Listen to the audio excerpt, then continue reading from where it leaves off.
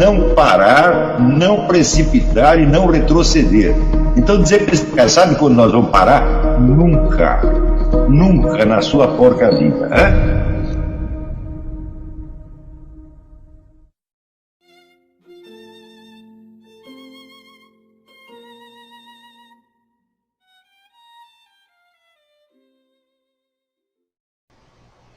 O indivíduo que está nominalmente praticando a investigação racional dos fatos e que está adotando como padrão de sua integridade intelectual a própria investigação moral dos fatos, ele está tomando como padrão supremo de integridade uma dessas duas coisas, ou ele próprio, ou a comunidade científica em geral.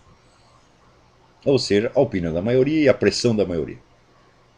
Ora, é claro que vamos dizer, como padrão de moralidade isso é muito baixo. Porque por um lado, assim, o rei sou eu. O que eu inventar tem que valer. Né? E por outro lado, existe a pressão dos colegas, o puxa-saquismo e, em suma, o imbecil coletivo. É o fenômeno do imbecil coletivo, quer dizer, definido como várias pessoas de inteligência normal que se reúnem com o propósito de se imbecilizar umas outras mediante intimidação, pressão, chantagem, dinheiro, etc, etc. Mas, então, é por isso que existe um fenômeno, tem um astrônomo francês que eu esqueci o nome, ele diz, existem dois tipos de cientistas. Né? Existe aquele que inventa um mundo inteiro, né? Calcula, faz os cálculos e baixa o mundo inteiro, quer dizer, o sujeito ousado, cuja imaginação não tem limites, concebe o modelo do universo e quer impor aquilo. E existe o outro tipo. Né? Quer dizer, o primeiro reflete a tradição racionalista, quer dizer, a pura razão, independentemente da experiência, manda, né? Uma espécie de Spinoza, né? Spinoza hiperbólico. E tem o outro tipo que segue a tradição experimentalista, o empirista, né? Que é assim, se a casa está pegando fogo, ele se recusa a sair dali porque não há provas suficientes de que a casa está pegando fogo. Entendeu? Quer dizer, ou é uma certeza psicótica, ou é uma incerteza igualmente psicótica.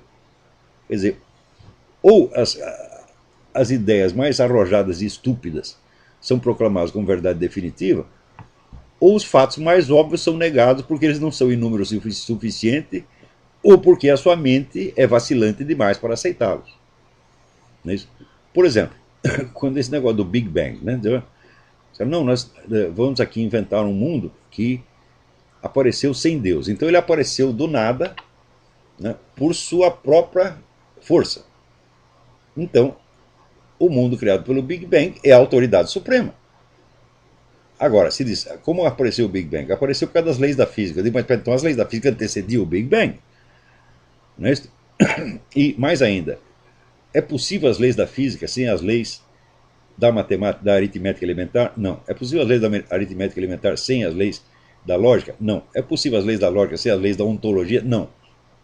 Então, quer dizer, na hora que o sujeito diz que o mundo saiu, se fez a si próprio, como dado nas leis da física, está dizendo que o mundo se fez a si próprio baseado numa coisa que antecedia e que não era ele próprio.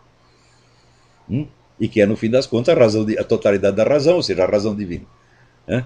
Então, não tem escapatória. Agora, a ideia de uma coisa que se gerou a si mesmo a partir do nada, né? Os caras propõem isso. Em seguida, eles confessam que foi a partir do nada, fisicamente falando, mas tinha as leis da física antes. Então, ou isso aí, ou você está propondo uma estupidez, ou você está confessando que o que você propõe se baseia numa outra coisa que é aquela mesma que você está negando. Então, quando chega a esse ponto, então você não tem mais controle nenhum, não há controle racional possível de uma coisa dessa. Então, você vê que isso se reflete, quer dizer, a mentalidade científica, como ela é tida como, vamos dizer, o verdadeiro sacerdócio, a classe científica é tida como o juiz último da realidade ou falsidade das coisas. Né? Como não há autoridade superior à ciência, e por outro lado, a ciência está completamente perdida dentro dela mesma, tá certo? E se impõe ou na base de criar modelos absurdos ou de negar fatos óbvios, então é claro que isso tudo se transpõe também para a sociedade em geral. As pessoas são educadas para ser assim. Então, a facilidade que as pessoas têm de crer em certas coisas simplesmente porque foram afirmadas pela mídia em geral, e ao mesmo tempo a capacidade de negar qualquer fato óbvio, provado, porque não está na mídia, eu digo, isso aí foi criado pela ciência. Quer dizer que o modelo,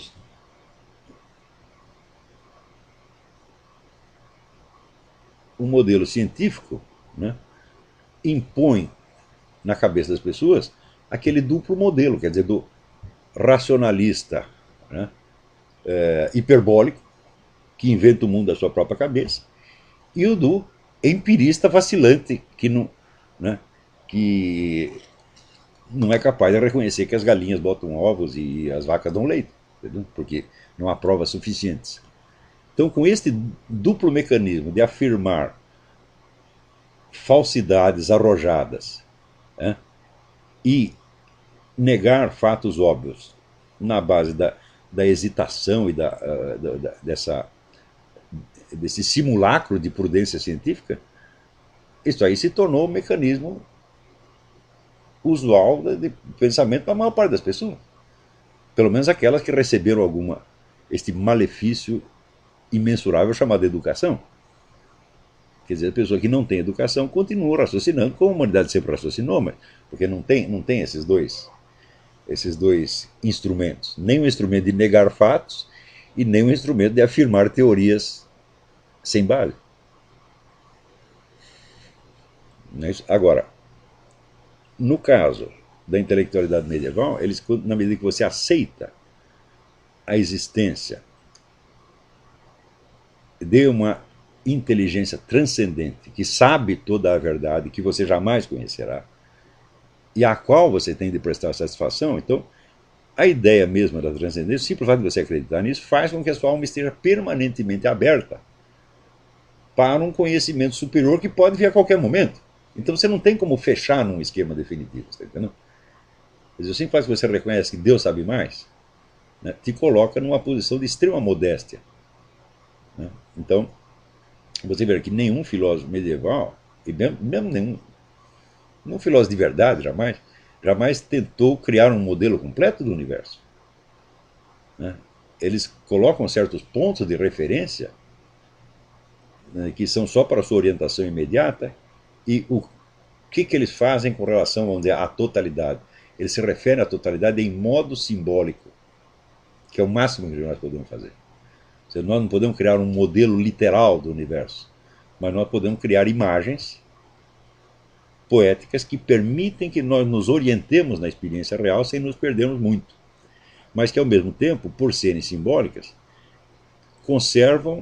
preservam a abertura da nossa alma. Né? Porque Deus sabe mais e a qualquer momento Ele pode, através do Espírito Santo, revelar mais alguma coisinha para você. E essa perspectiva foi completamente perdida na modernidade. Né? Então, como é que você se prepara para uma atividade científica quando você tem esta abertura para a transcendência? Você já se prepara sabendo que você só vai descobrir um pouquinho. Que esse pouquinho pode, dali 5 minutos, se revelar que é apenas um fragmento sem maior importância, que teve importância para você, mas que no conjunto não é nada. Não é isso?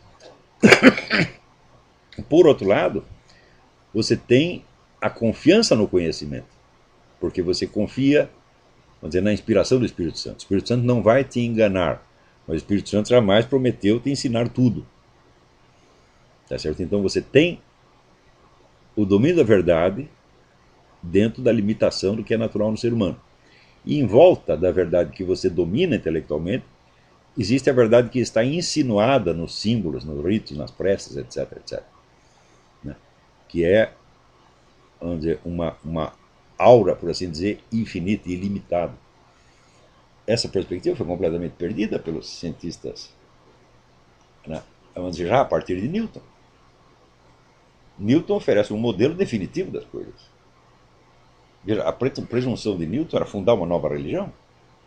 Era isso que ele queria, que onde tivesse, vamos dizer, o culto da unidade absoluta, né, eliminada a Santíssima Trindade. Então, ele se considerava um profeta. Né? Se o fato de não ter conseguido fundar religião nenhuma já mostra que tudo isto é uma palhaçada. Né? Agora, chega a ser, vamos dizer, cômico que as pessoas queiram justificar toda esta trapaça, né? Alegando que hoje nós temos a aspirina, nós temos os antibióticos, nós temos computadores, nós temos aviões, etc, etc. Quer dizer, você se contenta com brinquedinhos. Qualquer pessoa que diga isso mostra que não tem nível intelectual para discutir o assunto. Quer dizer, eu estou procurando a verdade e você me vem com os brinquedinhos? Hã? E quer que eu me contente com isto? Quer dizer, não estamos entendendo nada da constituição do universo, mas para compensar podemos tomar um avião e ir para o Japão, ir para a China, ir para a Zâmbia, né? E podemos curar nossa dor de cabeça. Eu digo, bom, mas você criou uma série de confortos físicos, sem sombra de dúvida. Mas o conforto físico pode ser um grande consolo, vamos dizer, para o burguês que quer somente isto. Mas para o homem que está em busca da verdade, isso é até um insulto você oferecer isso. Olha, o que você está querendo você não vai obter, mas aqui toma lá uma aspirina, toma lá um antibiótico, toma lá uma camisinha, Johnson Johnson. Quando as pessoas alegam as conquistas tecnológicas, elas não percebem, vamos dizer, a baixeza do que estão fazendo e a prova da sua total inépcia para uma discussão científica. Não é isso? Então, o sujeito diz, olha, mas você está falando isso, mas na hora que você precisa, você corre para a tecnologia moderna, mas em primeiro lugar tem que ver uma coisa com outra. Né? E em segundo lugar, vamos dizer, a confiabilidade dessa tecnologia, em muitos casos, também é duvidosa. Né? Por exemplo, as pessoas dizem que os cigarros matam 400 mil pessoas por ano nos Estados Unidos, o que é falso, absolutamente falso. Mas é certo que a medicina mata 1 milhão. Então, quer dizer, a minha confiabilidade na tecnologia moderna também não é grande coisa. Né? Então, a gente não nega a utilidade de todos esses avanços, mas não há um só deles que não traga efeitos colaterais, às vezes mais desastrosos do que os males que eles visavam combater. Por exemplo, quem quer que tenha comprado um computador, achando que o computador ia, como é que se diz, facilitar as suas tarefas, não tinha ideia de que o computador ia lhe impor uma série de tarefas que iam comer o seu tempo, né? Muito mais do que os meios técnicos que ele usava antigamente. Né? Então, por exemplo, antes de existir e-mail, ou seja, você era protegido de certas mensagens. Ninguém recebia 400 cartas por dia. E se recebesse, você sabia que você não tinha obrigação de ler. Né? Mas hoje qualquer pessoa pode ser bombardeada com e-mails até o ponto de, se ela for ler tudo, ela vai ficar paralisada, só vai fazer isso o dia inteiro. Eu recebo 400 e-mails por dia. Não é que eu não posso ler 400 e-mails por dia, eu não posso ler uma lista de 400 títulos de e-mails. Né? Então o que eu faço? Eu leio e respondo arbitrariamente. Mas não era esse instrumento que ia me dar mais controle da situação? Não, agora está totalmente descontrolado. Quer dizer, você pode me mandar a mensagem mais importante do mundo. Né? Olha, aqui você ganhou na loteria 2 bilhões de dólares. E eu esqueço de ler a porcaria do e-mail. Né? E o outro vem, sem apenas com uma encheção de saco, e eu leio o e-mail dele. Ninguém tem controle sobre isso. Né? Então, é por isso que o avanço tecnológico está muito ligado, vamos dizer, ao aumento da angústia, aumento a debilitação da personalidade humana e a criação de gerações e gerações de pessoas cada vez mais incapacitadas. Isso aí, vamos dizer, é uma experiência que eu tive na minha própria profissão no jornalismo. Eu vi isso. Não só jornalismo, mas indústria gráfica, trabalhando nas duas coisas. Então eu vi assim, que cada vez que vinha um avanço tecnológico, o que acontecia? Quando você tinha uma técnica anterior, você tinha profissionais que tinham ampla experiência delas. Por exemplo, no tempo que se fazia jornal com linotipo, com fungo, os gráficos eram pessoas altissimamente qualificadas, né?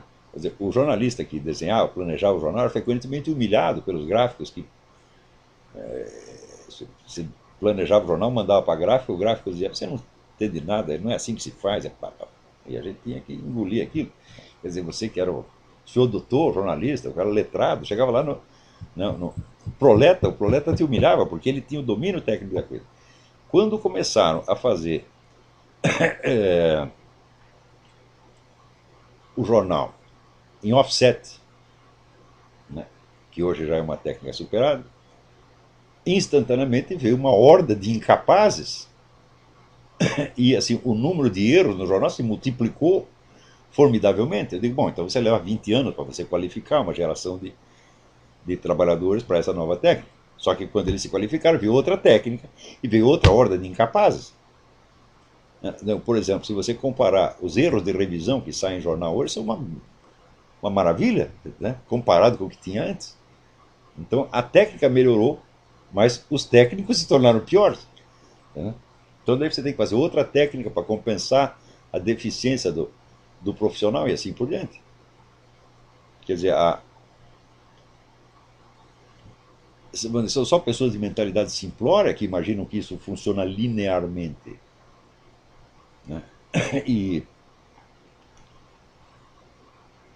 por exemplo, o negócio, não, a medicina aumentou a longevidade, etc. Ainda tem o livro do Ivan Illich, né?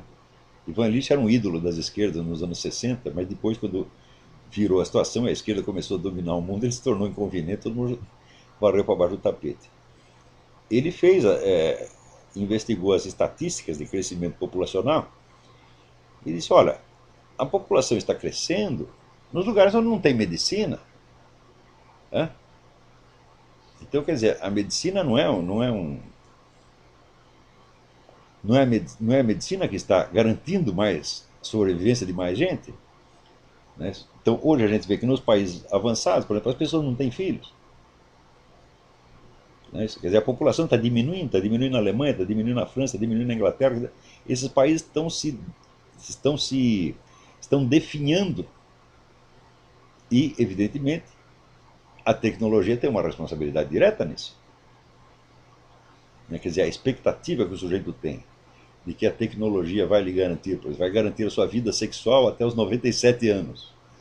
Ele diz: mas então para que eu vou ter filhos e netos? Eles só vão me atrapalhar. Então o cara começa a viver para si mesmo. Então você cria, vamos dizer, uma espécie de individualismo egoísta defensivo, autodefensivo. Você está se defendendo contra tudo. Você não pode pegar um resfriado, você não pode se expor a risco nenhum, né? Se fumam perto de você já fica aterrorizado. E toma um ventinho na rua, já acha que vai ficar tuberculoso. Então a pessoa está se defendendo o tempo todo. Então você cria uma geração de pessoas acovardadas, tímidas, tá certo? Incapazes, né? No fim das contas. E, naturalmente, então, os povos que não têm essas vantagens tecnológicas, eles têm a vantagem do arrojo e da ousadia, como tem esses muçulmanos que vão, né, turco que migra para turco, egípcio, o líbio que emigra para a Europa e chega lá falando grosso, porque ele sabe que os europeus estão todos acovardados, não são de nada, né? Então, aquele que tem menos tecnologia leva uma vantagem, né, estratégica, geopolítica formidável, né? Então, a tecnologia não funciona linearmente, né? Assim, medimos o progresso, o poder da nação pelo seu avanço tecnológico. Fala, mas o que é isso? Né? Quer dizer, é uma mentalidade ingênua, positivismo cretino, né? Mas, nós somos melhor, mais poderosos que você porque nós temos mais tecnologia. Mas quem disse que é a tecnologia que vai resolver a parada? Né? Os muçulmanos estão se expandindo no mundo, não é com tecnologia. Estão dando um baile nas nações que têm tecnologia 1000 vezes superior. Então, quer dizer, todo o benefício da tecnologia é necessariamente ambíguo, né? E isso é assim não por algum defeito da tecnologia, mas é inerente à estrutura da ação humana. Tudo que você faz tem consequências. E não existe ação cujas consequências totais você possa controlar. Né? Mais ainda, o avanço da tecnologia, criando meios de informação cada vez mais poderosos, difunde o que? O conhecimento? Não, difunde aquilo que, no livro Snapping, Flo Conway e Jim Silverman, dois pesquisadores, descobriram o tal da psicose informática. Gera a psicose informática, quer dizer, o bombardeio de informações que você recebe deprime o seu cérebro, né, e o torna cada vez menos capaz de tomar decisões, de investigar a verdade, etc. E o induz à obediência passiva. Quer dizer, veja, quando começou o negócio de iluminismo, né, o lema do Kant era, o iluminismo kantiano era aude sapere, ouse saber. Quer dizer, achar que a humanidade agora vai se emancipar das autoridades porque cada um vai exercer a sua racionalidade, né, e não precisará mais da fé, nem da autoridade, coisa nenhuma. Aconteceu exatamente o contrário. Quer dizer, você não verá, ao longo de toda a história humana, episódios de submissão passiva e abjeta, como você viu no comunismo e no nazismo. Né? Quando a gente pensa, mas por que esses caras obedeceram Hitler, pô? Porque já estavam neste nível, vamos dizer, de bombardeio informático, que já era, naquela época, superior à capacidade de absorção que eles tinham. Você vê que, por exemplo, um jogo de xadrez, a cada momento você tem 4.000, 5.000 possibilidades de jogo de combinações diferentes. O que distingue um jogador ruim, como eu, de um jogador bom, de um mestre da pelota? O mestre, ele sabe automaticamente afastar 4.900 possibilidades e examinar apenas 5. Como é que ele faz isso? Ninguém sabe. Quer dizer, não é pela absorção de informações. É por uma espécie de, vamos dizer, de guiamento instintivo, onde ele rejeita a informação. Rejeitar a informação é um dos mecanismos fundamentais da mente humana. Então, quer dizer, eu descobri isso muito cedo. Eu descobri que coisas que eu não compreendia, eu não queria aprender. Queria aprender só na base do adestramento mecânico, como se eu fosse, vamos dizer, um macaco de circo. Falando, eu não quero isso porque isso me faz mal. Né? Graças a isso eu repeti terceiro ano de ginásio, geometria, porque quando é aquele negócio do ponto, né, que o ponto não mede nada, e somando vários pontos você tem uma reta, fala, pode parar, parou aqui mesmo, né? Eu não quero aprender isso aí. Ah, mas você não vai passar de ano. Fala, não tem importância. Eu não vou passar de ano, mas você não vai meter essa confusão na minha cabeça. Né? Então, quando eu estava estudando álgebra, eu entendia tudo, falei, tá tudo certo, tirava notas boas. Quando começou a geometria, eu comecei a tirar zero, porque eu simplesmente não ia na aula. Entrava o professor, eu saía. Né? E hoje eu vejo que eu fiz muito bem, eu protegi o meu cérebro. Né? E você veja que muito mais tarde, eu lendo o Conan Doyle, o Sherlock Holmes, ele disse que o Sherlock Holmes fazia a mesma coisa, ele rejeitava a informação. Não, tal coisa eu não quero saber, porque vai atrapalhar minha cabeça, então eu vou me ater aqui ao que interessa. Só que esta é uma rejeição racional, premeditada e científica. Né? Agora, hein? Se o indivíduo é infectado de psicose informática, ele começa a rejeitar coisas das quais ele tem medo e que contrariam as crenças do seu grupo e assim por diante. Então quer dizer que aquilo que começou com uma presunção de libertar a inteligência humana de todas as autoridades se transformou num sistema de sujeição completa, de escravização da mente. Quando você vê hoje, por exemplo, a dificuldade que as pessoas têm de entender que um documento de fonte primária é mais confiável do que a interpretação que dele deu o seu fulano, vocês não entendem isso. Quer dizer, elas vão, por exemplo, no caso do Foro de São Paulo, eu divulgava os documentos, ela está aqui as atas do negócio, é o que os caras mesmo disseram, planejaram, que vão fazer. Né? As pessoas diziam, não, precisa ver o que o fulano diz disso. Fulano ou ciclano. Né? O Kenneth Maxwell Disse, eu conversei com os meus colegas, né? E eles dizem que isso não existe. Eu disse, mas o que apita os seus colegas em face de um documento de fonte primária? Não apitam nada. Então, quer dizer, o critério científico inverteu. Quer dizer, o documento, o fato, não significa mais nada. E, vamos dizer, a elaboração de teorias conspiratórias para se defender contra coisas que eles mesmos retulam como teorias conspiratórias é um negócio incrível. Então, para você mostra o documento, ele diz, não, mas o documento pode ter sido forjado. Eu digo, pode, mas forjado por quem? Hã? Quer dizer, quem foi que falsificou 5.000 páginas de atas do Foro de São Paulo? Então tem que ter um agente que tenha feito isso, meu Deus do céu. Hã? Então me diga quem e por que fez isso. Então vamos supor que houvesse um movimento direitista reacionário altissimamente organizado, com milhões de técnicos trabalhando para ele. Bom, aí seria possível fazer a falsificação, mas não há. Se não há o agente, não pode haver a ação, e portanto o objeto da ação também não existe. É difícil mostrar isso às pessoas. E aí, pessoal, tranquilo? Então, se inscreva no canal, compartilhe, comente, ajude nosso canal.